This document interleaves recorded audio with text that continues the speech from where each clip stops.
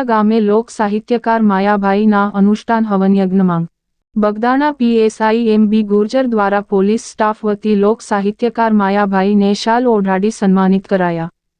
લોક સાહિત્યકાર માયાભાઈ હજારો લોકોને સન્માનિત કરતા હોય છે।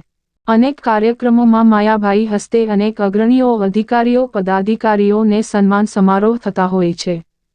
ત્યારે આજે બોરડા ગામે ધાર્મિક કાર્યક્રમમાં પીએસઆઈ દ્વારા લોક સાહિત્યકાર માયાભાઈને સન્માનિત કરાયા। બગદાણા પીએસઆઈ સહિત સ્ટાફ લોક સાહિત્યકાર માયાભાઈ દ્વારા ચાલી રહેલ અનુષ્ઠાન હવનયજ્ઞમાં આરતી સંતવાણી ધાર્મિક કાર્યક્રમમાં ઉપસ્થિત રહી દર્શનનો લાભ લીધો હતો।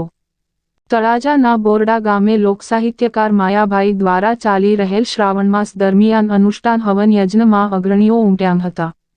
આજે રાત્રિએ ભજન સંતસંગ સંતવાણી કાર્યક્રમની જમાવટ થઈ હતી। તળાજાના બોરડા ગામનું નામ દેશ વિદેશમાં ગુંજતું કરનાર આંતરરાષ્ટ્રીય લોક સાહિત્યકાર માયાભાઈ દ્વારા દર વર્ષની પરંપરા અનુસાર આ વર્ષ પણ બોરડા ગામે શ્રાવણ માસ દરમિયાન આખો દિવસ માયાભાઈ અને પરિવાર દ્વારા અનેક પંડિતો, ભૂદેવો, શાસ્ત્રી, બ્રાહ્મણો, શુક સહિત સાથે હવન યજ્ઞ સહિત ધાર્મિક કાર્યક્રમ યોજાઈ રહ્યા છે। જેમાં માયાભાઈ શ્રાવણ માસ દરમિયાન હવન યજ્ઞમાં મૌન વ્રત પાળે છે।